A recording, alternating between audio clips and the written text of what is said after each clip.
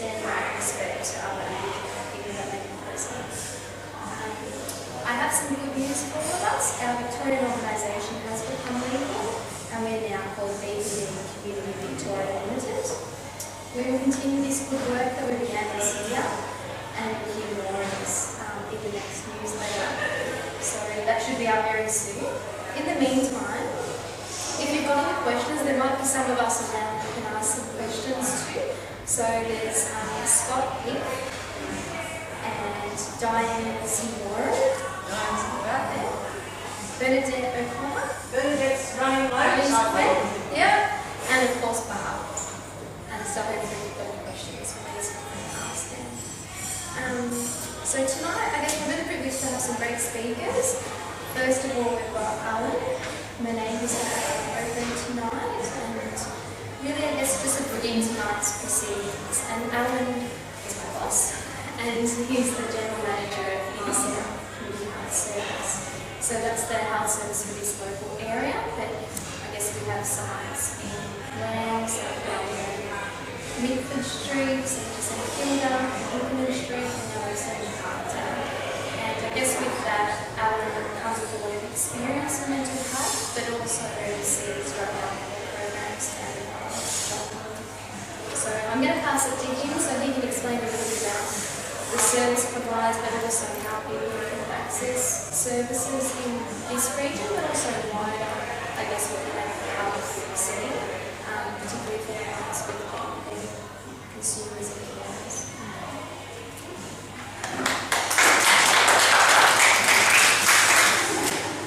Well, thank you for the invite, and it's good to be here. And I almost feel like I'm doing a welcome to country because Julia sort of said, well, we're in the area where Inner South Community Health Centre works, so it might be good to have be along to talk a little bit about it and welcome you to the place. So I'm very happy to come and do that.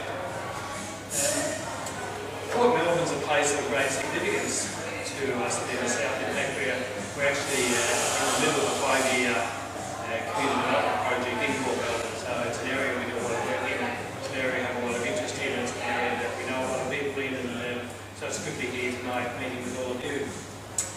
Well, what I'd really like to talk about is our mental health service. And as a BPD group, I'm sure you're very interested to know what we can and can't do. And it's great to see a group forming like this. I think that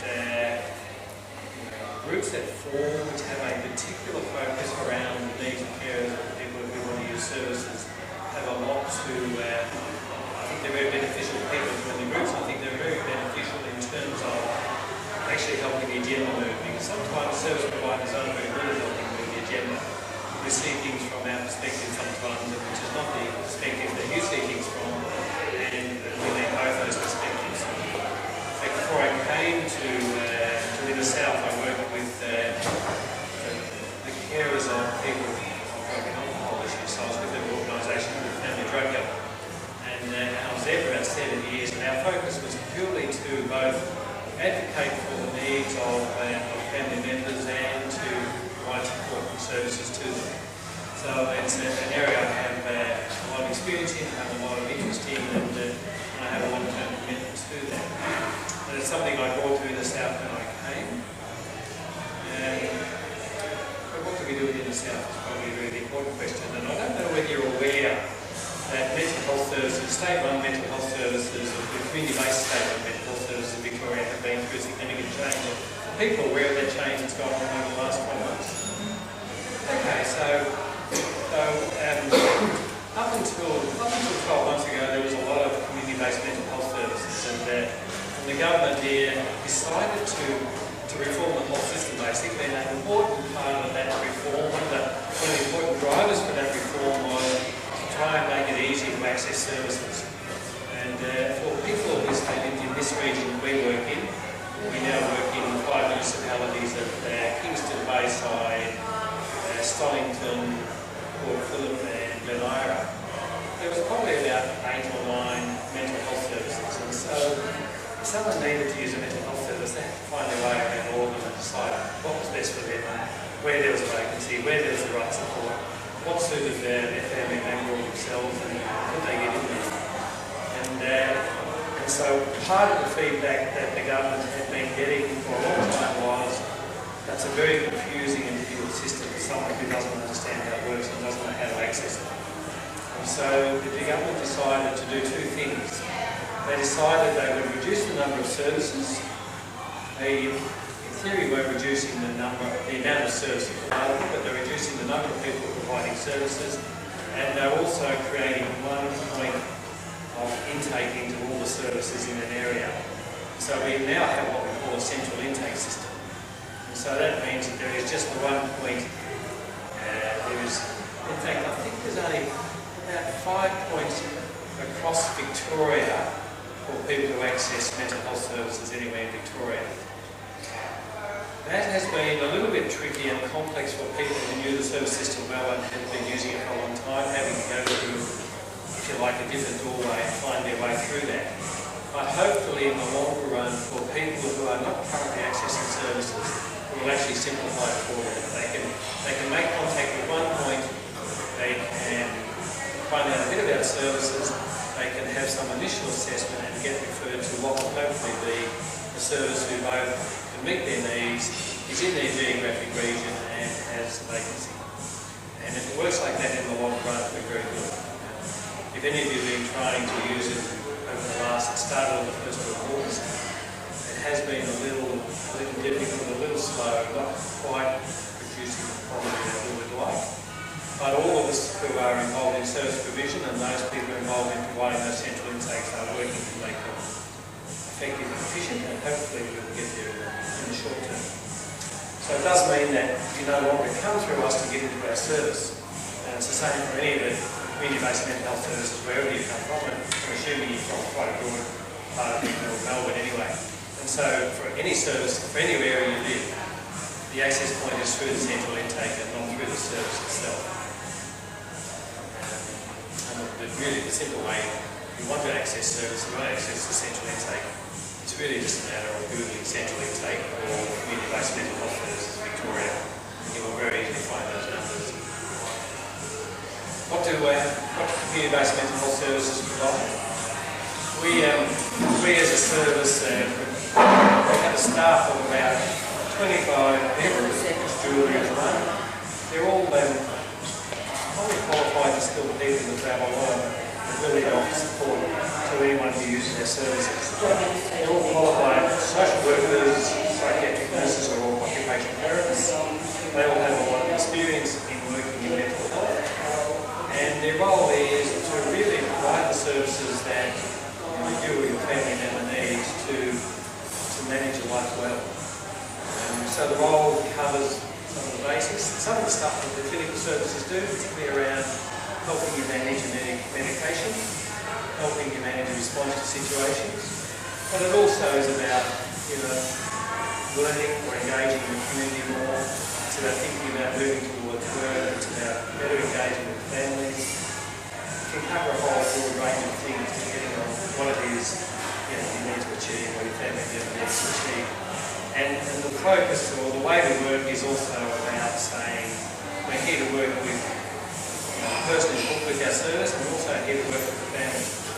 And I don't think community mental health services are particularly good at that, but we're working at it. And I think that one of the measures of when we know we're good at it is that every time we have someone coming to our service for the first time, we'll be saying, who do you want to bring with you? Do you want to bring your family member? Do you want to bring your partner? Do you want to bring your child? Who are the people who might be interested in how we're going to support you and interested in supporting you as well? And how do we start working with them from day one as well as with yourself?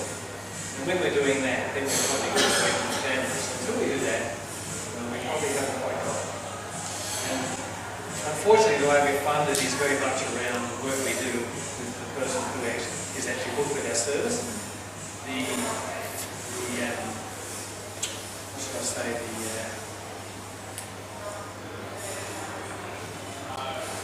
The way the government would describe it is that we're here to work with people that have mental health issues and their families, but we're not actually funded to work with families. So it is a little bit tricky, but it does mean that as long as we have a focus around working with the client, but engage with the family and stay engaged with the family, then that can work.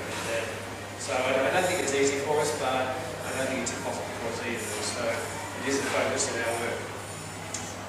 One of the things that we are looking to do with the service system is quite reformed. If you were using services in one part of Melbourne, the sort of support you might get was significantly different to what you might get in another part of Melbourne, and that made it confusing a bit too, particularly if they move. And so one of the things that the government has attempted to do in reforming the service system is make the service system a bit uniform. And there's some value in that. And so what we're all actually funded to do now is provide what is called individual support packages, and they're quite uniform. It makes it simple for everybody, makes it easy for the government to know what they're buying. What it doesn't do very well is help us work with you and think about exactly what your needs are and meet your needs. And so again, that's a little bit, to me, it's a space in development, I guess. But one of the things that were lost in the reform was the day centres that we were using them. So they were places where people could go and engage with other members of the community, and when they didn't have other sorts of engagement. People weren't involved in education, they weren't involved in employment, and didn't have other things to engage their day in. A lot of mental health services actually bank-based services, and so people could use them. And they were a place where people had community, and support, and activity engagement. They knew people, they felt safe.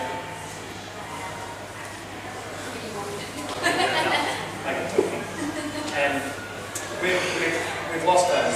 As a model of funding they were defunded in the reform. Now interestingly, the government has changed since the reform occurred, and 3 of those services were just refunded in the budget. So I think the Labor Party has come into power and said maybe the reforms were a bit harsh, some of the things that we lost we want to see replaced, and so they have started to replace those. So look, I'd just like to say welcome to the area. If you're not using community mental health services, they are spread right across Victoria, and really just Google central intake from the community mental health service in Victoria and you'll find the one for your area, and give them a ring. And it doesn't matter if you're a family member, the person who wants to use the service, you don't need to ring up and have a commitment to what you're doing. You can just ring up and talk to people, get some information, and find out what services are available and think about where you want to use them. Well, thank you.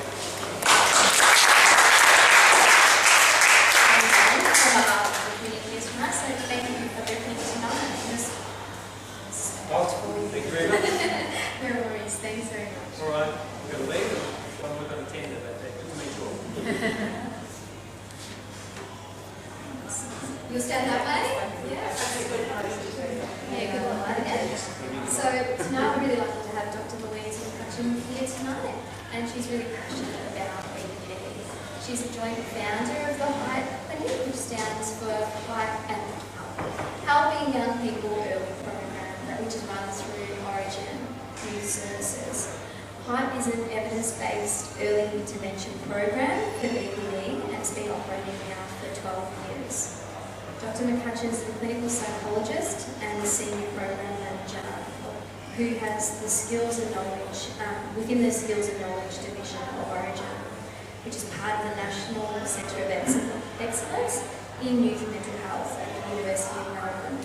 She also works at the Northwestern Mental Health in the HIGHT program there. So we're really privileged to have her speak tonight for this information for us all.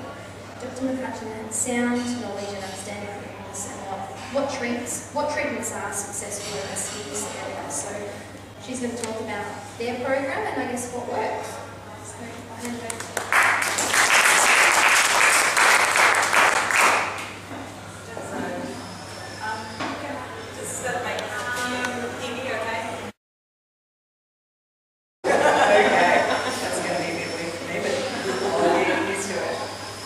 If I start to go like that, can't hear you, something like that. I am very happy for you to wave at me and I'll either answer your questions or I'll speak more clearly so you can hear me. So please do speak up. Don't sit here not hearing me. I was asked to come and talk a bit about what works for borderline personality disorder, and I guess that's a very big question, and I'm not sure that I'm going to answer all of the questions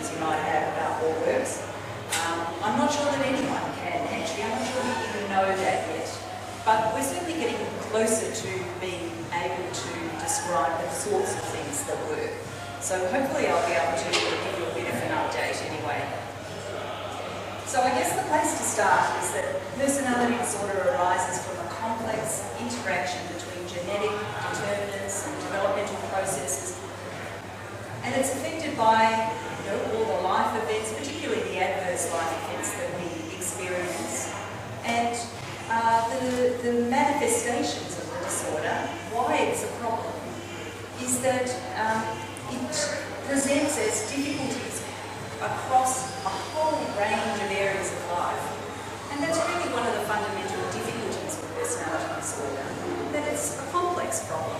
It's not an easy problem. So the solutions are obviously going to be complex too, and complex for us to understand. And why do we focus on borderline personality disorder? Well, we particularly focus on that because it's one of the most common personality disorders. In fact, it's the most common personality disorder in clinical settings. And clinical settings is important because it's where people are coming to get some help. So it's the personality disorder that drives people to get some help. In the community, we know that the prevalence is around 3%, roughly. We have studies that show higher and lower, but roughly around 3% in the community. And actually what's interesting is that it's equally spread across males and females. But when we look at services, what we find is that many more females come for assistance. So there's something interesting going on that if you're a male with this personality disorder, you don't see help nearly as often. And also, probably one of the other explanations for that is that we, as clinicians, are not very good at picking it up in men. So we don't really recognise it when we see it in front of us. We call it something else. It looks a little bit different perhaps, and we think that something else is going on, and we don't make a diagnosis about something else. So in clinical settings, what we see is around a quarter, a fifth to a quarter of the people coming to the service have a borderline personality disorder.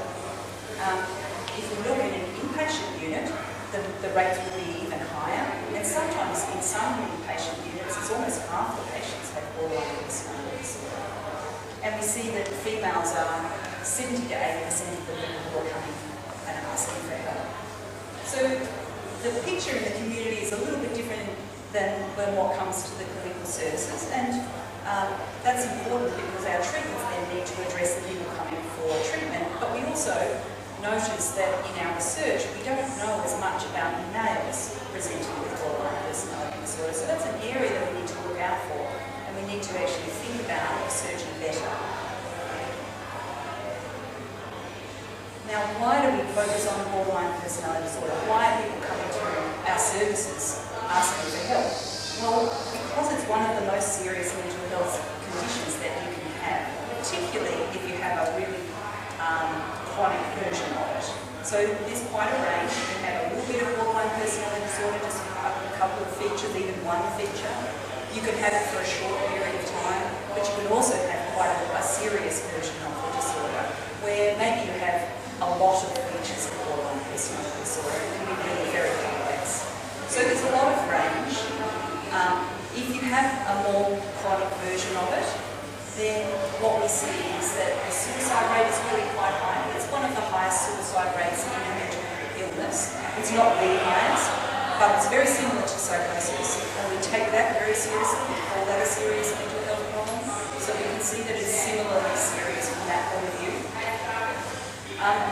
We can also see that the reduction in life expectancy is also quite significant. And that's because there are a whole range of other things that go along with borderline personality disorder. It affects your health across a whole range of things, and that means that your health is then compromised. We know that people who have borderline personality disorder have a higher risk of having other mental health problems. So they often have periods of time when they're depressed, when they're anxious, or they might have an eating disorder or a substance abuse disorder. Their risk of actually having other mental health problems is much higher.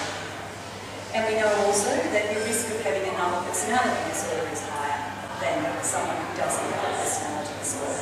So the complexity around your personality difficulties can also be quite significant.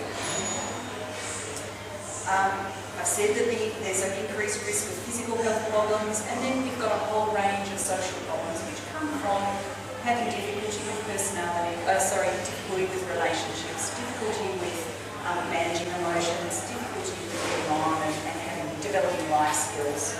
So there's a whole range of social problems which can go along with it too. And altogether that means that sometimes the quality of life is reduced significantly. So that's why we need to focus on it, we need to take it seriously, it needs to be something that we research and that we think about and that we try and intervene with. So we can sum up by saying BPD causes significant distress not only to the person who has the disorder, but of course to the people around that person, because there are many people whose lives are affected also by the disorder, and we might call them family members and friends or carers. There are lots of words that describe that group of people. And we also can see that it has actually a significant burden across other areas of society as well. So just the cost of services to support people who are struggling with these sorts of problems are significant. And if we can find better ways of treating and managing people, then they might have lots of outcomes which would be good for everybody. So what do we know about borderline personality disorder? Firstly, what we can say is that actually, contrary to what we used to thought, it's really a disorder of young people. Now, that's not clinical wisdom. It's really only become evident in the last 10 years or so that it is a disorder of young people. But if we look at the prevalence, which is the incidence of borderline personality disorder, it actually peaks in early adolescence. So the highest number of people presenting with it, or people in the community who have it, is actually the young adolescents. So it peaks around just after puberty, and then gradually what we would see is a gradual sort of waning of features of borderline personality disorder across the lifespan. So it's not that adults don't have it, of course adults do, but the largest group of people who have borderline personality disorder are actually very young. And that's significant because we're not good at picking it up in young people. We often overlook it. We often hear stories about adults who look back and say, well, I went to a mental health service when I was 16 or 17 or 18, but no one ever told me I had this problem. No one ever recognised it. No one ever gave me treatment for it.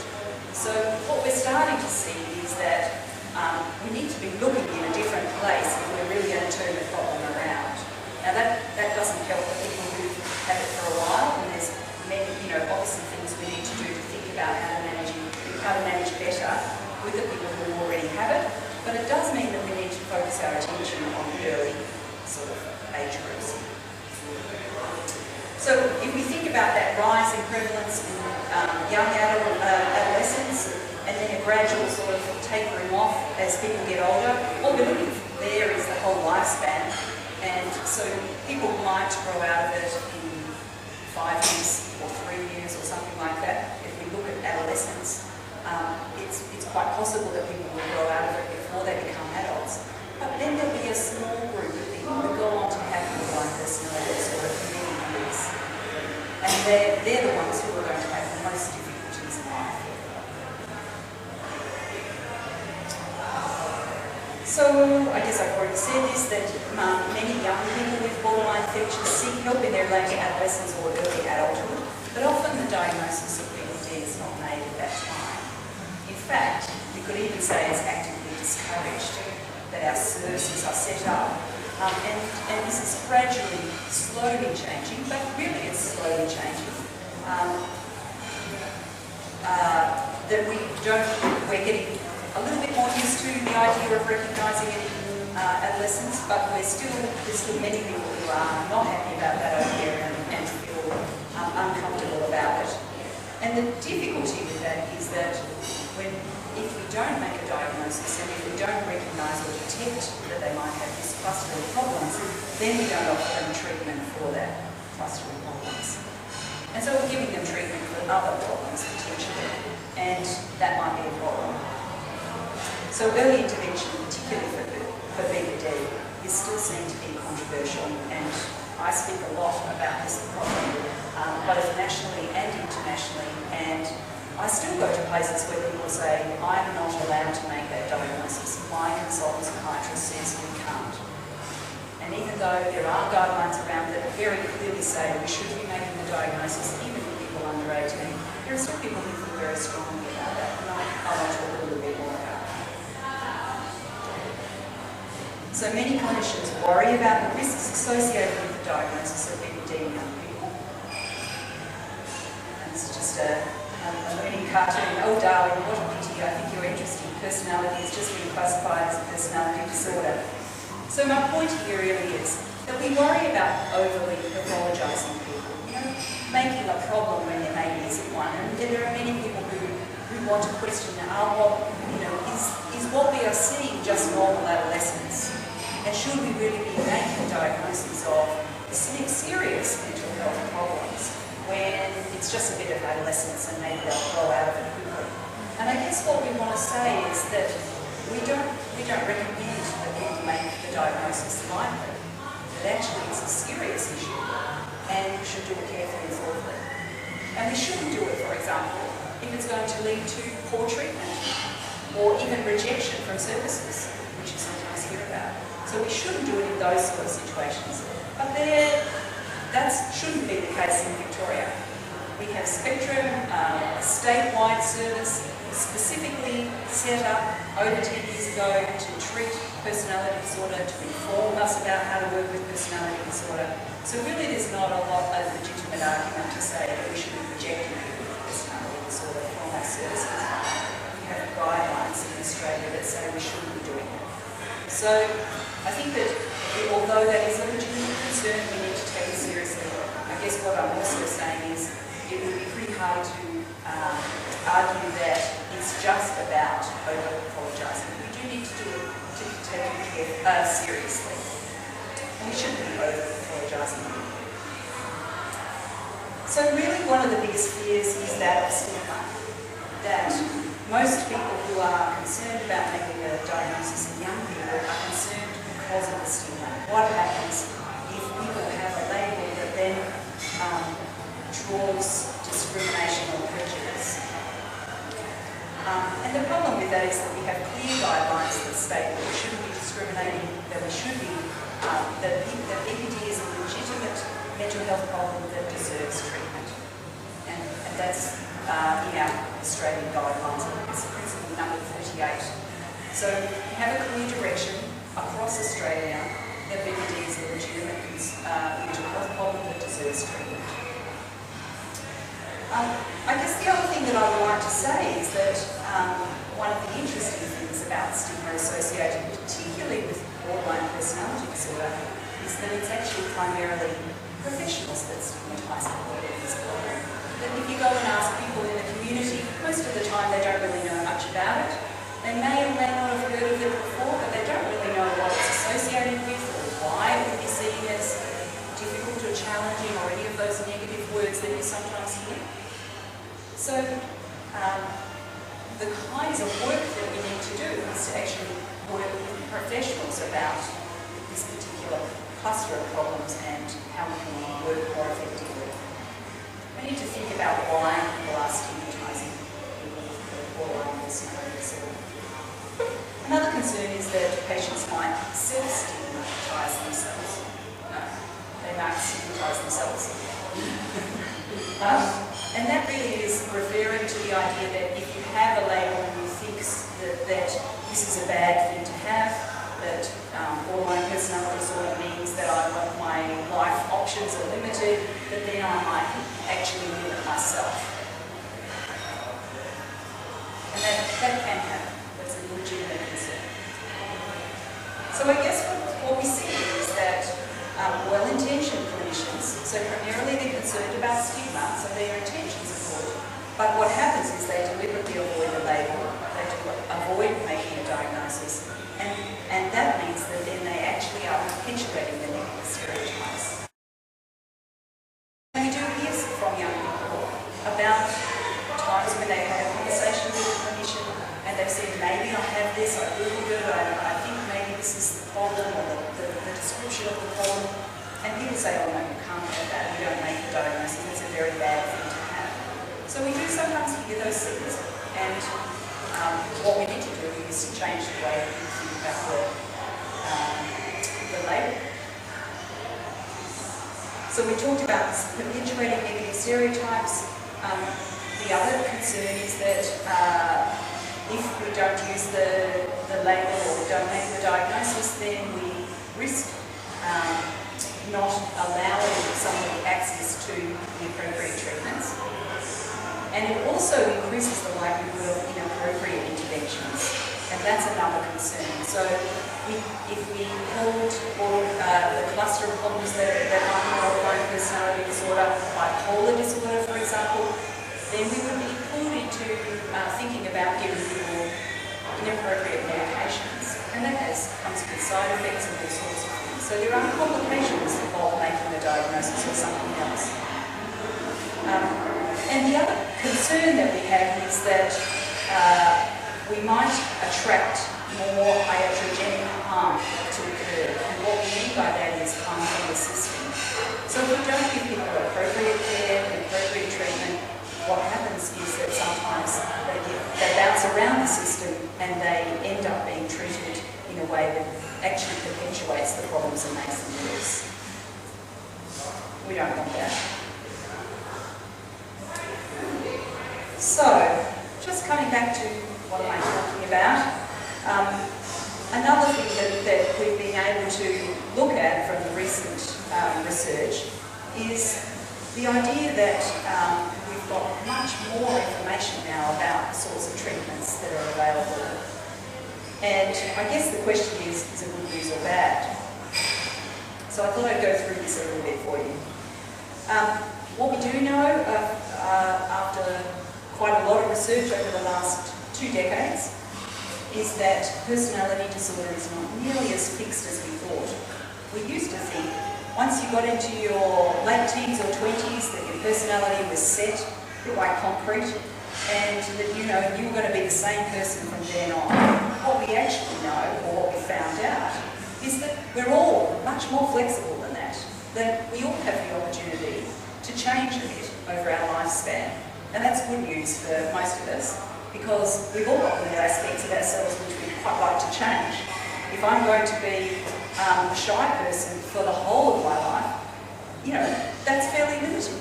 But if I have the capacity to change, then that helps me be more optimistic. So the good news is that change is possible. We also know that borderline symptoms gradually resolve or reduce over time, even if we don't apply any treatment, even if that person gets no treatment at all, gradually things reduce over time. Now that's good news. The tricky thing though is that what we see is a gradual resolving of symptoms, and it might take years. So while some people with borderline personality disorder may no longer have a diagnosis in 3 years or 5 years, other people will take longer than that to resolve. What we also can say, which is good news, is that we have a whole range of treatments now that are effective and that can improve outcomes for people. So that is good news. I think there are over 25 randomised controlled trials, so they're the kind of strictest, highest order level trials that show different kinds of treatments that are effective. And we have a wide range of treatments that we can say produce good outcomes for people. We have some that focus a bit more on self-harm, and we have some that focus a little bit more on the individual sense of self. We have some that focus on communication skills. We have a whole range of different kinds of treatments. We do, though, have to be a little bit moderate in our optimism. It's not all wonderful news. It's moderately good news, and we have to be careful and thoughtful about it. So what we can say also is that the improvements are not as good as we would like. Sometimes they take quite some time. And the most significant thing, I think, which is a bit of a sobering knowledge, is that even though the symptoms resolve over time, what we often see is that people's functioning doesn't get that much better. So people who've had these kind of problems for some time, in a really severe chronic kind of way often are going to really struggle for many years. And so those difficulties that they have that start in their adolescence might go on for quite some time. So whereas the general pattern is that there's a gradual falling off of symptoms, if you look at the graph of the functioning, it's staying pretty straight and flat. So what we can say is that really our treatments are not that great at addressing functioning. They're very good at reducing the symptoms, and unfortunately a lot of our early trials really focused on, do you still have those symptoms or not? And we celebrated when people didn't have those symptoms. But what we have got better at noticing is that the functioning is still not going so well. So people's lives are not that much happier and that much engaged and that much successful. So, another concern, I guess, other than the bad news, if we're saying the bad news and good news, is that the treatments that we have are mostly pretty costly, as in they cost us a lot in resources. They take a lot of time and energy and a lot of training in terms of the staff.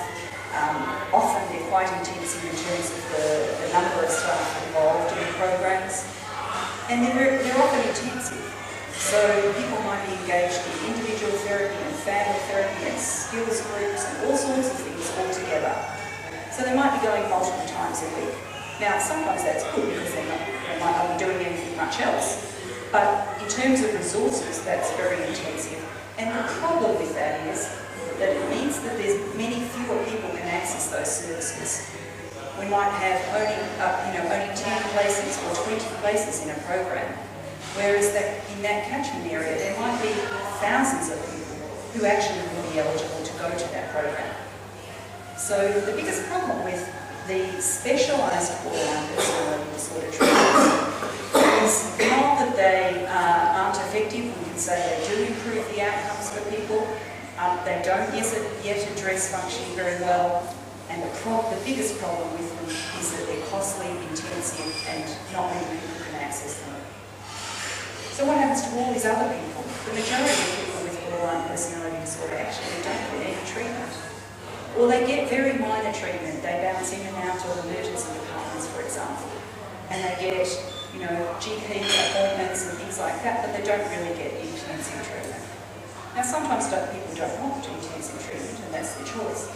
But what we need to be thinking about is how to have access to a bigger group of people. Access for a bigger group of people. So, after the last 2 decades of research, what we can say is that there's a range of studies that have shown some positive outcomes and some hopeful messages, but there's still some way to go. There are a whole range of reasons why our studies are not able to tease out yet exactly what it is that works. Some of those things are that we've only been able to attract small numbers of people into those studies. We don't follow people up for nearly long enough. We've been applying at our service, for example, to follow up the people who've come to our program over the last 15 years, and we can't get it funded. Now, that would be just a brilliant study to do, and everyone wants to know the outcomes, but it's really hard to get funding to study mental health problems. So, we've still got lots of questions we'd like to ask that actually we're not able to answer yet. So there's a whole range of things that make the research a little limited still. There are 2 main approaches to the treatment of borderline personality disorder. The first is psychosocial treatments. So what we're talking about is mostly psychological kinds of therapy. The second area are medications. And what we can really clearly say is that psychological treatments are by far the recommended sorts of treatments. And I'll talk about medication just at the end, but mainly we should be focusing on psychosocial treatments. So that includes things like therapy and case management and group programs. And really since 1993, we've been able to say psychosocial treatments are effective, they can improve outcomes, and we've got a wide range of different options. And I'll go through those in a little bit more detail. Just before that, I'll say a few words about medication. One of the problems with medication is that it's based on the assumption that the behaviours associated with BPD are caused by a neurochemical imbalance, and if we just give a medication, that will straighten things out. And what we know is that actually BPD is a complex problem, and it's not just a chemical imbalance, and we need to actually have a whole range of things that can help people learn better skills and think about themselves differently, and all of the aspects that we know are important. So I'll come back to medications in a moment. We do have a number of specialised treatments for BPD, and you can see they all have 3 letters in their name. Almost all. There's one I think that doesn't. So we've got transference-focused psychotherapy, TFP, schema-focused therapy, mentalisation-based therapy, and really they come into the kind of group of psychodynamic treatments. We have some behavioural treatments, and DBT or dialectical behaviour therapy is an example of that. We have cognitive treatments, cognitive behaviour therapy, and we have integrated treatments like cognitive analytic therapy. So we have a whole range, and I think what's most interesting about that is that they're all relatively as effective as each other. Yeah. ACT is acceptance and commitment therapy, and really I think that when we put that in a cognitive basket, it's kind of often called one of the third wave of CBT kinds of treatments, and it really extends the cognitive behavioural sort of ideas. They all overlap a little bit, so it's not always easy to say exactly. People might argue, for example, that schema-focused therapy is really a cognitive therapy, but actually when you really look into the therapy, it feels much more like a psychodynamic therapy. So, you know, it's a kind of rough classification. There are others, of course, that I have put up there. They're probably the most common ones here in Australia. Most of these, if we were going to sum up what most of those do, they mostly aim to reduce acute life-threatening symptoms and the distressing mental state symptoms. So most of those, all of those treatments would have a component that's trying to do that.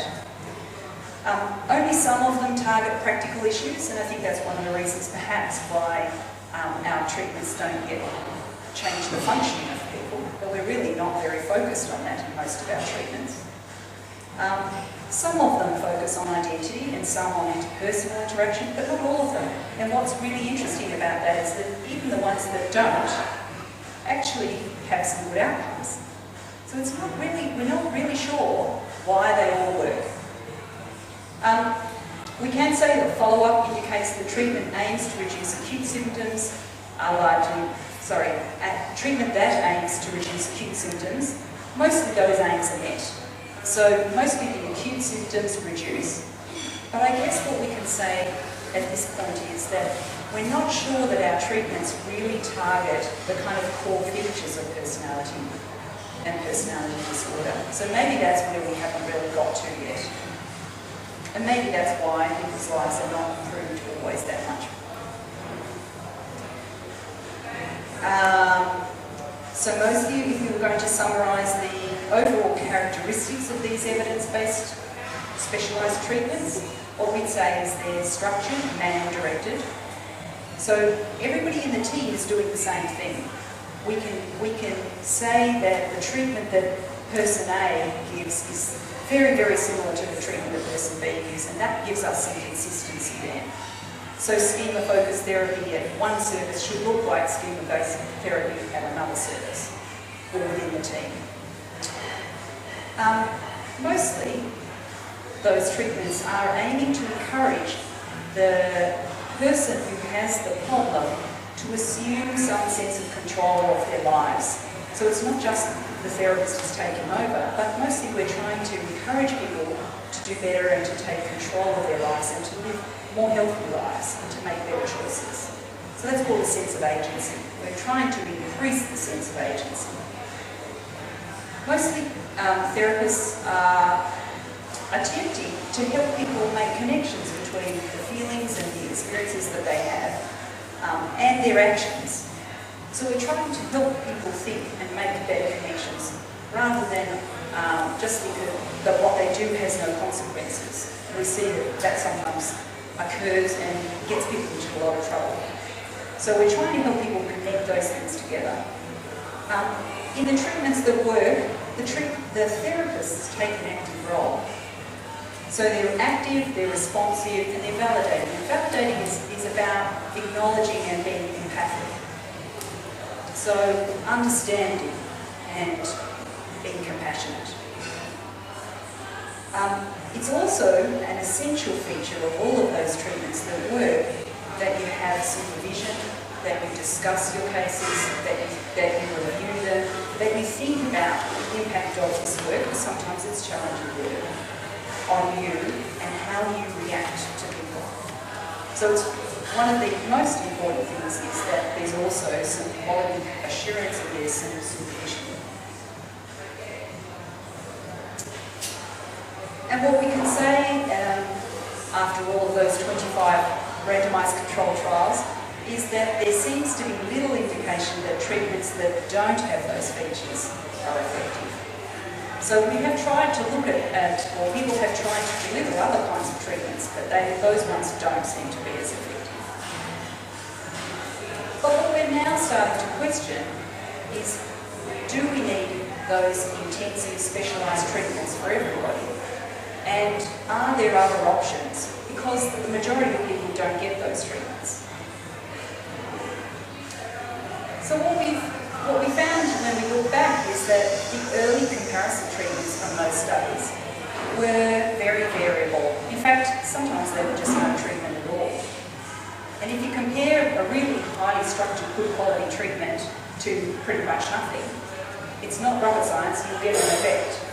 You'll find that your good treatment is better. What we've done over the last 25 years, though, is started to be more rigorous and really started to compare our specialised borderline personality disorder treatments with better comparisons to really try and get to the bottom of what is it that works. So later studies have attempted to compare their specialised treatments with structured, high-quality comparisons. And what we found as a result of that is that actually structured, high-quality care performs almost as well as the specialised treatments. Now, actually, that's part of the good news. If our structured, high-quality, good, simple treatment can do almost as well as the specialised treatment, maybe we don't need to spend so much money on those specialised treatment programs. I'm not saying defund them. Don't say that. But I am saying maybe we can share the resources a bit more effectively. Maybe actually we can put some resources into structured, high-quality treatment for more people. And there are actually now 3 versions of the structured, high-quality care. One's called General Psychiatric Management, that's devised by John Gunderson in the United States.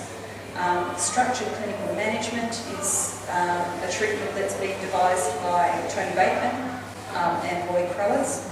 And Good Clinical Care is the treatment that we devised for young people.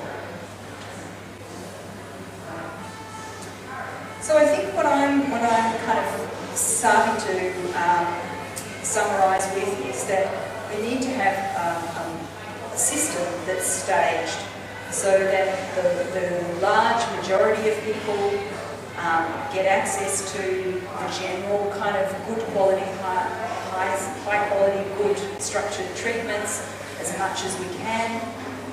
That as you get closer and as people's problems might get more severe and they've tried the good quality treatments, if they're still not working, if they're still struggling, then those might be the people that we put into the really specialised treatments. But at the moment we don't have enough choice. We don't have nearly enough at the top. We have the crisis interventions, we have emergency departments, and people, most of them can't get turned away from those. But we don't really have a lot of the middle stuff. And people do end up going to your standard mental health services, but I guess what we often worry about is, are they getting good quality care? And of course, sometimes they will be. But I guess we're not as structured as we could be, and we're not clear that that treatment is reasonable treatment. And so we worry a lot about what this middle stuff is and are we doing it the right way. So we could be putting more resources and more of our focus into what that looks like. And we would still need some specialised treatments because, of course, not everybody responds to the generalist simple treatments. But it's quite possible that more people who get access to them, that will be enough. Okay, so the proposed generalist approach that's coming out of the literature at the moment, and this has come out of one of the Lancet papers just published in this year, a short time ago. Their summary of the generalist approach and what it should have in it is that firstly we should try and have people who are providing the treatment have some experience. So we should make sure we identify which people want to be doing this work and encourage them to do more of it. We should make sure that those people are supportive, they're encouraging, they're advisory, they're educational, they work with people and they like it. The focus should be on managing their people's life situations, not so much about what's going on in the therapy, so not so much about the personal sort of what do you think and what do I think, but actually getting practical stuff done, helping people engage in work or in education and find housing better and all of those sorts of practical things. They recommend that we don't need a really intensive approach, that once a week is probably enough, and that when at times of crisis, we maybe offer additional sessions for people, but really we don't need to be doing that 3 times a week or 4 times a week or more for everybody. That actually for many people once a week would be enough, and at times of crisis maybe more.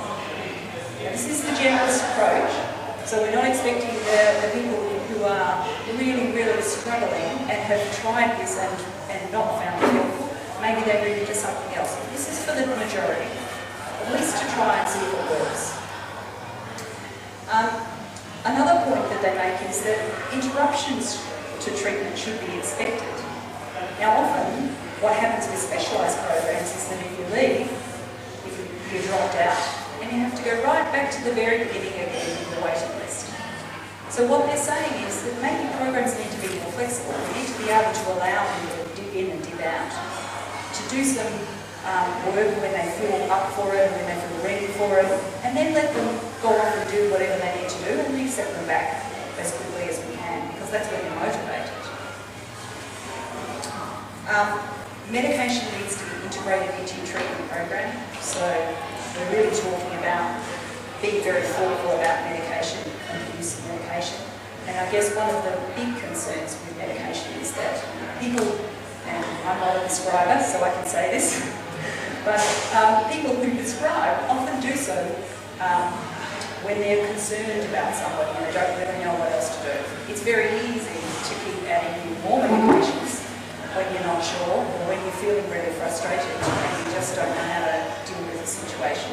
So what we need to be thinking and helping our prescribers to think about is how to go slow with that, how to do it very carefully. Because what we do know from research is that many people with borderline personality disorder end up on a huge plethora of different medications, and actually that's not that helpful. The final point is that groups and family interventions and things like that should be encouraged as needed. So I guess in young people I would always be saying most of those interventions are definitely things that we should be encouraging, we should be making as much of those programs as we can. And I think that's probably so for adults as well. Although, as the previous speaker said, if they're not funded for family work, that makes it really hard and demanding on their service to be able to see families and include families. It doesn't mean they shouldn't do it, but they need to actually think about it much more actively because they're not necessarily funded for it. And I think in this intervention we're talking about actually we should be making that a priority too. Okay, so we've been talking just now about stepped care, the idea that that everybody gets offered minimal levels that those that need more get offered more as they get more complex, or as they demonstrate that they can't get as effective outcomes from those earlier kinds of treatment. And that way the resources are directed to those who need them most. We get greater access to reasonable good care, and we need to be thoughtful and review. You can't just put somebody in the system and expect them to necessarily let you know. We need to follow them up and ensure what's happening for you. Okay, there's a number of different versions of brief interventions and short interventions for people with borderline personality disorder. The green card training system, I don't think has made it down to Victoria yet. It's certainly in New South Wales. And it's a kind of 3-session model where people who self-harm and come into the emergency department are offered a few sessions, usually one very quickly. And the idea is to engage them into treatment, to help them plan for crises, and help avoid coming back again. So we stop that revolving door sort of thing, of them going out and coming back. Advanced care directives, you may have heard of those. They're a 2-page kind of document that people can draw up where they really state what they want from services when they go into crisis. And what people need to know about those is that by signing a statement that says what you want and having a witness, that if you carry that with you into to the emergency department, wherever you turn up for care, that actually we are bound to follow that plan. So it's a good way of giving people a sense of control over the kind of treatment that they want. You can't always do what's on the list. If it says, I want to go to hospital, we may not have a bed in hospital for you, so you can't always do those things, but at least we know what your treatment's preferences are. And collaborative crisis plans allow people to really say what their goals are, where they're heading, what does recovery mean for you?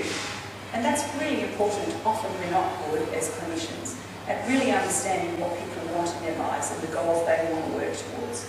So there are a number of short-term, brief sorts of interventions that are around that people can talk about with their healthcare providers, with their GPs, and with other people that they come in contact with. I've just got a few words about how am I going with time? Are we all right? Okay. I'll just say a few words about medication because I think it is important. We have now got Australian guidelines about the care and management for borderline personality disorder, and those guidelines really clearly say, overall, pharmacotherapy or medication does not appear to be effective in altering the nature and the course of borderline personality disorder. So it's not a primary treatment for borderline personality disorder. Evidence does not support the use of pharmacotherapy as the first line or the sole treatment for BPD. And I don't know whether people here have a different opinion, but certainly my experience of working in this field for a long time is that that's not what lots of people think out there. That they're really hopeful that there'll be a medication, but also they hear from their medicos that this medication or that medication might be helpful, and mostly that's kind of grasping at straws. Now, what we do know is that medication can be useful for managing a crisis, but if they are used in a crisis, we shouldn't be thinking we're going to, once you start a medication, we're just keep taking it. We should use it for the crisis and then stop, basically. We can also say that although it shouldn't be used as a primary treatment, it can be used as a treatment for co-occurring problems. And really that should be the major use of medications. We should be cautious about the prescription of drugs, particularly when they're dangerous and overdose, because we know this group of people might be tempted at different times to take overdoses or take large amounts of medication. And so we need to be very careful about that. Does anyone have any questions? We're going to say thank you.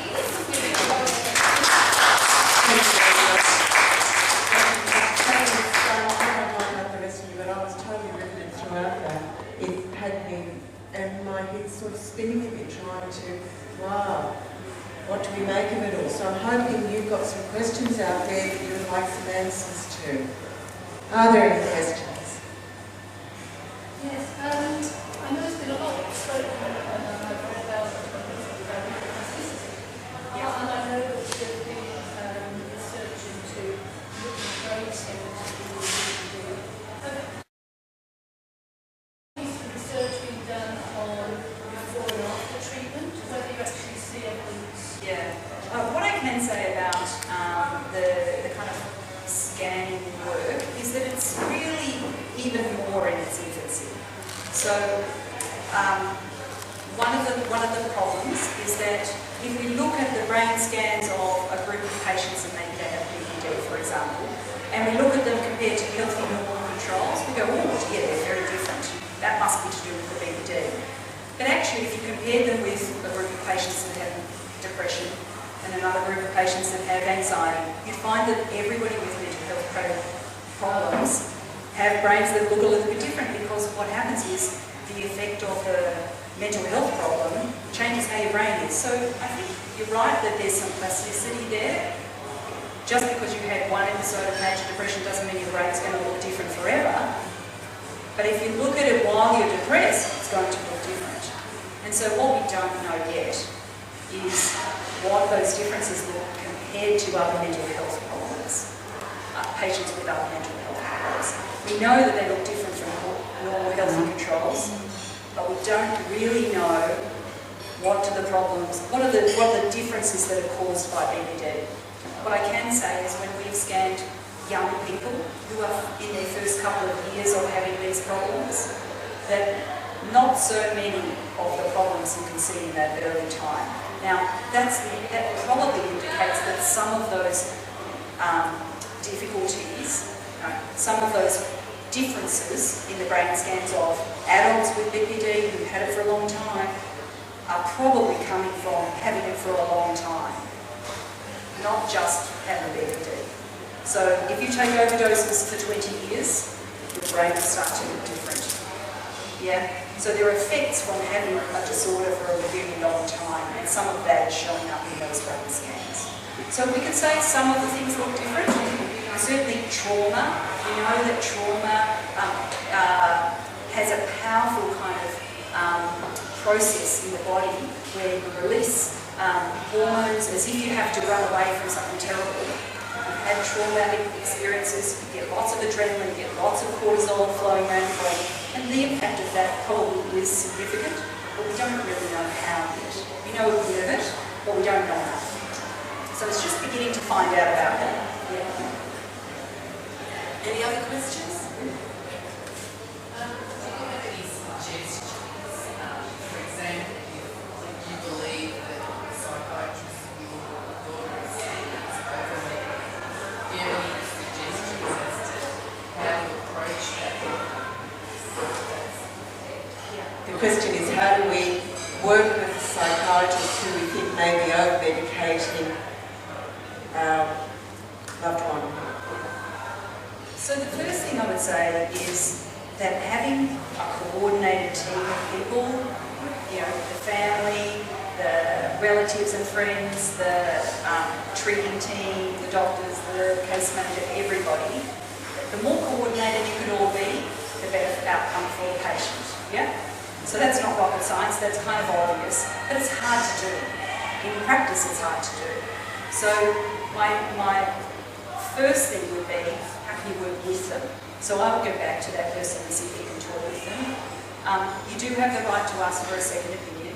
So if you believe that somebody's not getting the kind of treatment that you think would be best, it's fine to ask for a second opinion. You have the right to, that that's an appropriate thing to do. And the other thing would be to have a chat about the guidelines. The guidelines, you can Google them. If you go to Google Australian Guidelines for BPD, you will get onto that document. And you have, you can read it through. You can have a look at what it says. There's a summary.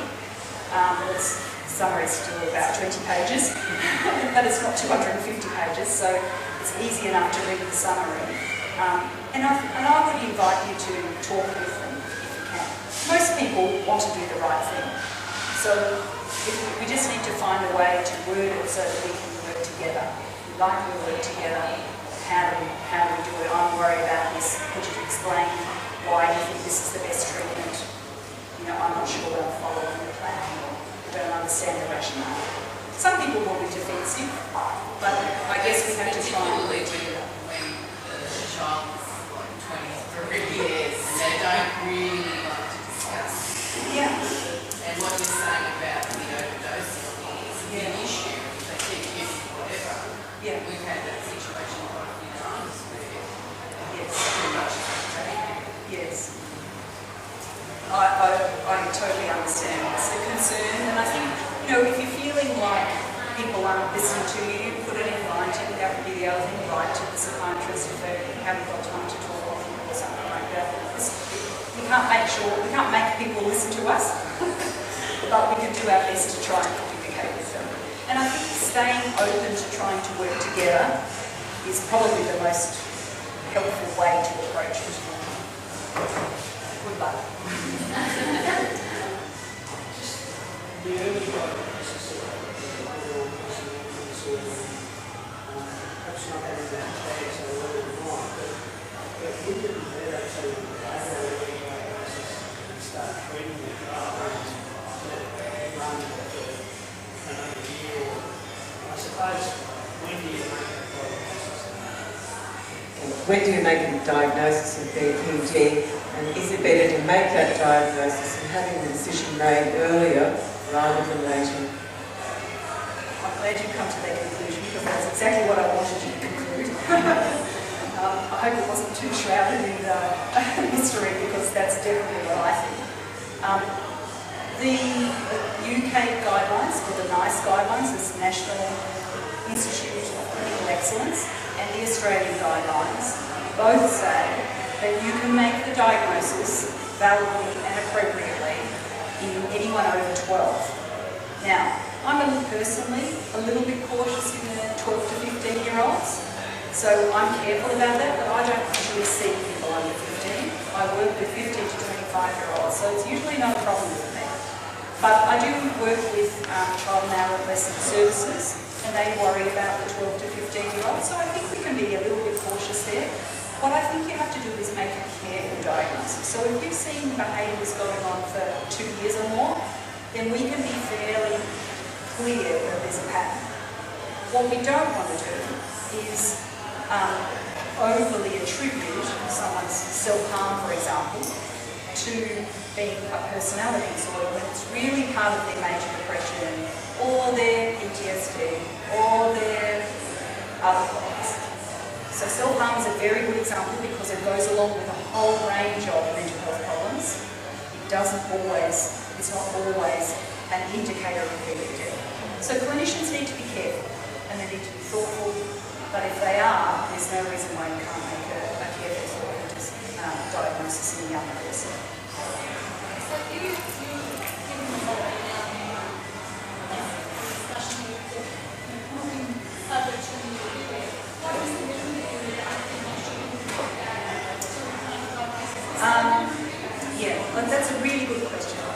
What we're trying to do when we're making a diagnosis is separate out features that might be part of a mental state disorder, like major depression or anxiety problems or substance use problems, we call them mental state problems, and personality disorders, which are the more enduring, usual way, the way that people have developed over years.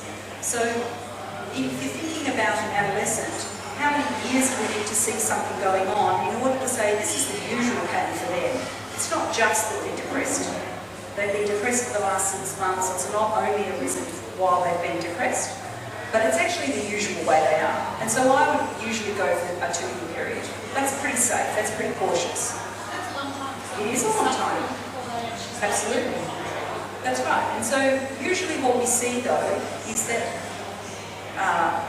people present with distress and with some symptoms way before they meet the threshold for diagnosis. So if you're feeling depressed, for example, you will be able to go to your doctor and say, I'm starting to feel depressed, I've been depressed for 5 days, and clinically you haven't got major depression yet because you've only had it for 5 days. But that doctor will say, yes, you're depressed, I'm worried about you. let's start some treatment straight away, or let's have a talk about it. What about we book you in for something in a week's time? So they can start to look after you. And most young people who are presenting to child and adolescent services can get treatment for something, even though they might be manifesting early signs of borderline personality disorder, but we might not yet know if that's the direction it's going to go in. They are still likely to be presenting with issues that can be treated. So major depression is commonly the thing that people come to our door saying, I want some help with. It's very rare actually for young people to come to our service and say, I've got borderline personality disorder, can I get some treatment? Mostly they say, my life's shit and I'm really depressed and I don't know what the hell's going on, but it's not working. Or their family is saying, oh my God, things are really difficult for us. I don't know what to do. And it's been like this for some time, but months and months maybe. So then we would say, okay, let's see what kind of help we can get you.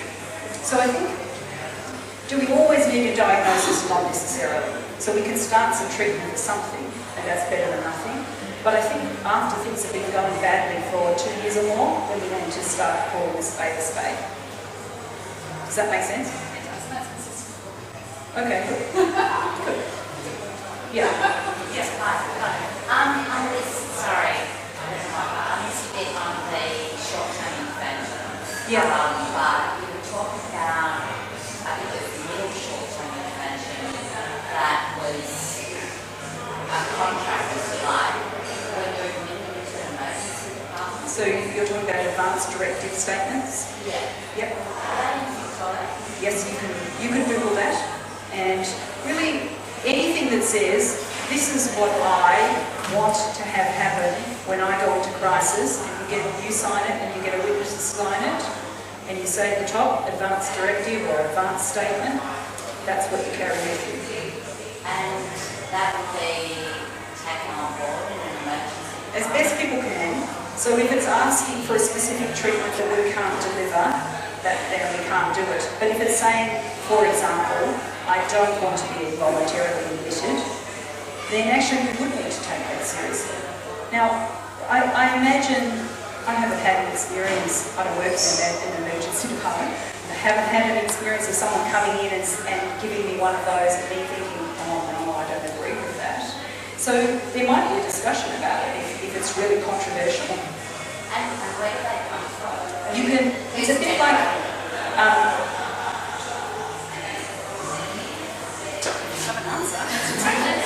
So I guess if you're part of an area mental health service or a clinical service, or you've got a psychiatrist whether it's private or public, you can ask them for a copy because they'll have blank sheets, and you can actually get them from the government website anyway.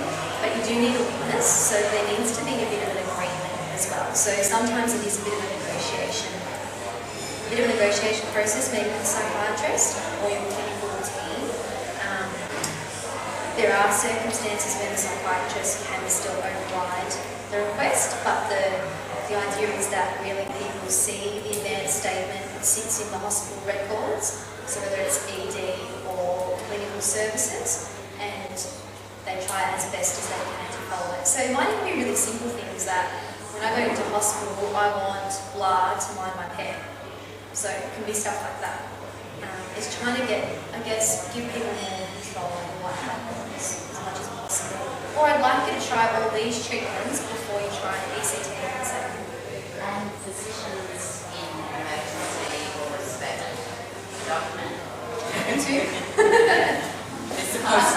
There are guidelines for us about doing that. So we should know, clinicians should know that they should be taken seriously. But you're going to be taken more seriously if it's a reasonable plan than if it's a crazy one-off sort of idea. Now, I think they're best suited to people who've kind of been around the system for a while. People who are a bit older. I wouldn't be recommending them to film with a 15-year-old because we don't know what works yet for a 15-year-old. But if you're 35 or 40 and you've had BPD for ages, you probably know really well what things you need to think about or what things need to be done when you go into crisis. crisis, and we're really good for that sort of situation.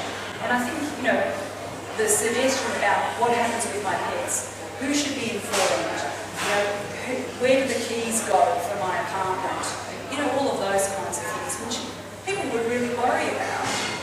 But they had nowhere before to write those things down. And so they tell the first people, and then it would get forgotten by the next time they came back. I guess I was thinking more about the treatment that the sufferer BPD receives from physicians in the emergency department. Can it address that? You can try. I guess it depends on how specific you're going to get. If you get, the more specific you get about what you want other people to do for you, the harder it is to make sure that that happens. So if you say, I don't want this medication, but I'm happy to take those ones, then that one might be reasonable, and they might go, okay, that's reasonable. But if you say, I never want to get admitted to the hospital, no matter how suicidal I am, then at some point someone's going to go, I'm not sure I can do this. Right. Yeah. Fascinating. Yeah. Can I just say that we did one with our daughter, so that when she was going to PDs with self-harming and things like that, they would just, as a matter of course, they used to call it the cat team. They would have to sit around for 4 or 5 hours waiting for the cat team. And by the time she'd been treated, she was fine again, she was really good at home. So part of that is that she can decide under normal circumstances whether she wants to see someone or not. But at the end of the day, the hospital, if they felt she was really in crisis, they could override that. But as a matter of course, it wasn't going to be, oh, she's here, we must walk out. Yeah, it's terrific.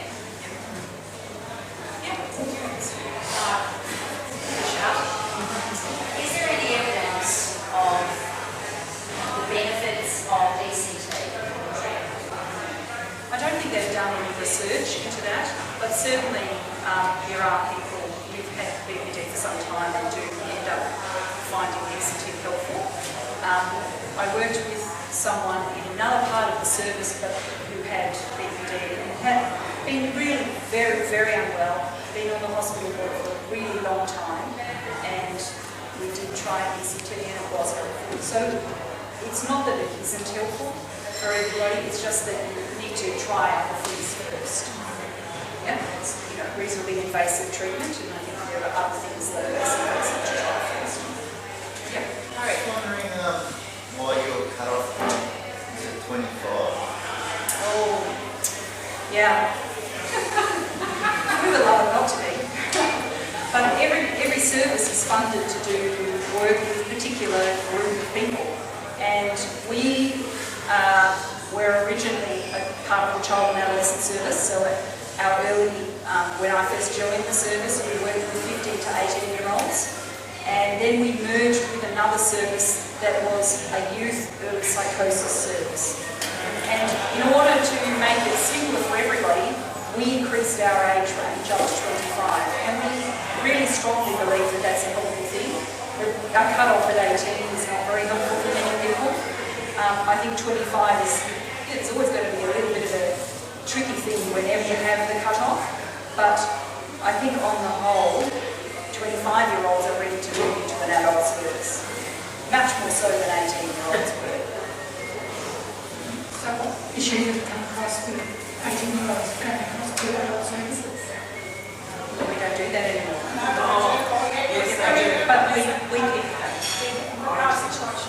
Yeah, it's very hard, and what I can say is that having lobbied a lot, now the metropolitan services are really mandated to take people up to 25. Now some of them are dragging their heels in a very big way, but I think gradually they won't have an opportunity to drag us all the time.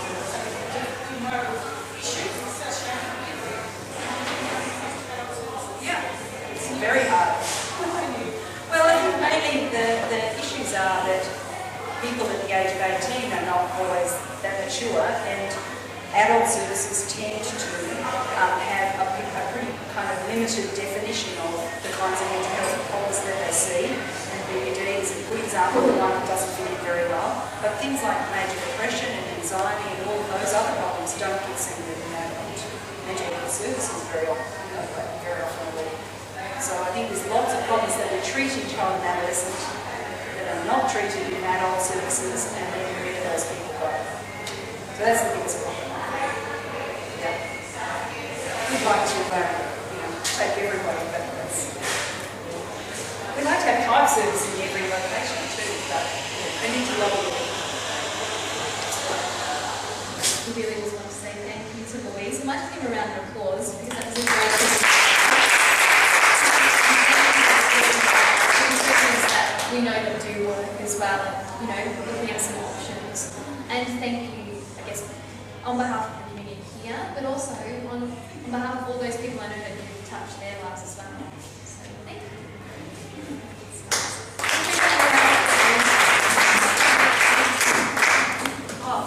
Next quarter, our next meeting will be focusing on carers, which doesn't mean that consumers aren't more than welcome to come in and have their, all clinicians, and have their bit to say as well. But we'll be having Anne speak a few words about the Family Connections program, and we'll be possibly having Lee Crothers talking about training that's occurring with bringing to light the importance of carer involvement with young people or with their loved ones. And I suspect we'll be having a roundtable discussion about what the priorities for carers are, to give some direction for BPD community to be working on into the future. And you'll notice the Minister wasn't here tonight. That's the second time he's pulled out. I'll give him one more chance and see if he can come to our carers night next time. I'll see you